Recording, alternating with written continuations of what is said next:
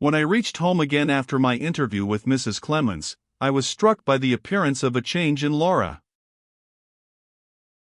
The unvarying gentleness and patience which long misfortune had tried so cruelly and had never conquered yet, seemed now to have suddenly failed her.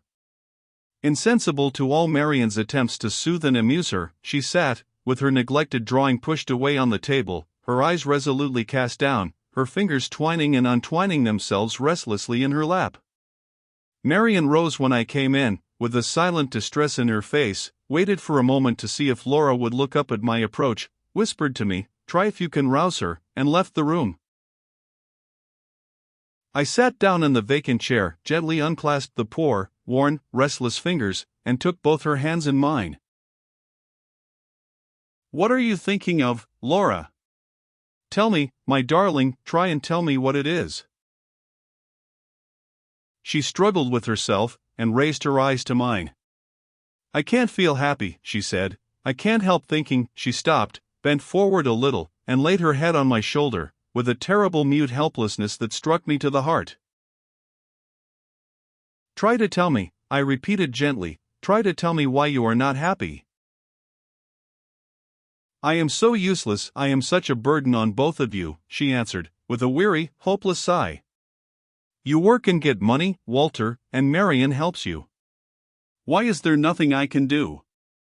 You will end in liking Marian better than you like me, you will, because I am so helpless. Oh, don't treat me like a child." I raised her head, and smoothed away the tangled hair that fell over her face, and kissed her, my poor, faded flower. My lost, afflicted sister. "You shall help us, Laura," I said, "you shall begin, my darling, today."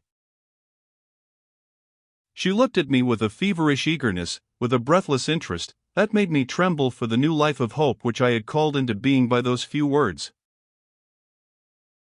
I rose, and set her drawing materials in order, and placed them near her again. "You know that I work and get money by drawing," I said. "Now you have taken such pains, now you are so much improved, you shall begin to work and get money too. Try to finish this little sketch as nicely and prettily as you can. When it is done I will take it away with me, and the same person will buy it who buys all that I do. You shall keep your own earnings in your own purse, and Marian shall come to you to help us, as often as she comes to me. Think how useful you are going to make yourself to both of us, and you will soon be as happy, Laura, as the day is long." Her face grew eager, and brightened into a smile. In the moment while it lasted, in the moment when she again took up the pencils that had been laid aside, she almost looked like the Laura of past days. I had rightly interpreted the first signs of a new growth and strength in her mind, unconsciously expressing themselves in the notice she had taken of the occupations which filled her sister's life and mine. Marian, when I told her what had passed, saw, as I saw, that she was longing to assume her own little position of importance, to raise herself in her own estimation and in ours, and, from that day, we tenderly helped the new ambition which gave promise of the hopeful, happier future, that might now not be far off. Her drawings, as she finished them, or tried to finish them, were placed in my hands. Marian took them from me and hid them carefully, and I set aside a little weekly tribute from my earnings, to be offered to her as the price paid by strangers for the poor, faint, valueless sketches, of which I was the only purchaser. It was hard sometimes to maintain our innocent deception, when she proudly brought out her purse to contribute her share towards the expenses, and wondered with serious interest, whether I or she had earned the most that week. I have all those hidden drawings in my possession still. They are my treasures beyond price, the dear remembrances that I love to keep alive, the friends in past adversity that my heart will never part from, my tenderness never forget.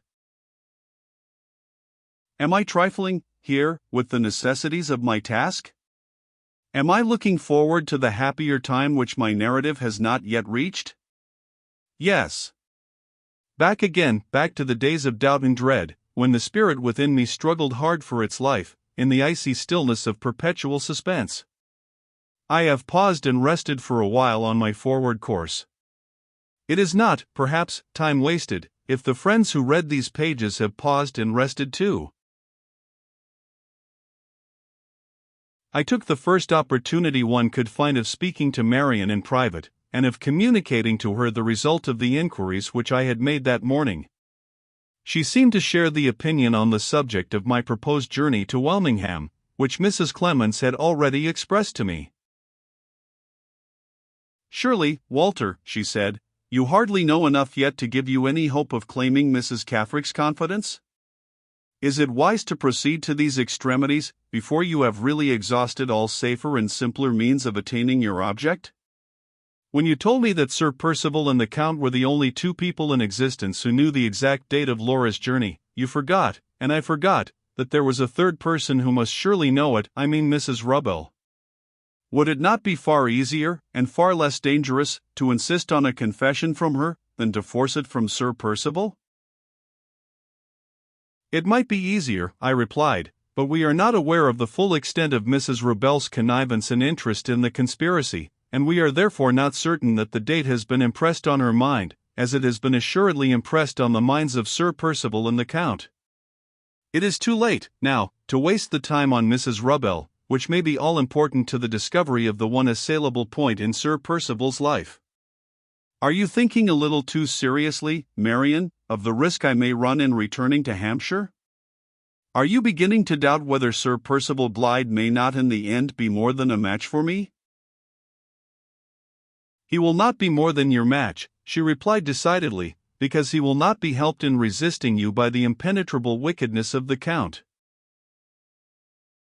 "What has led you to that conclusion?" I replied, in some surprise.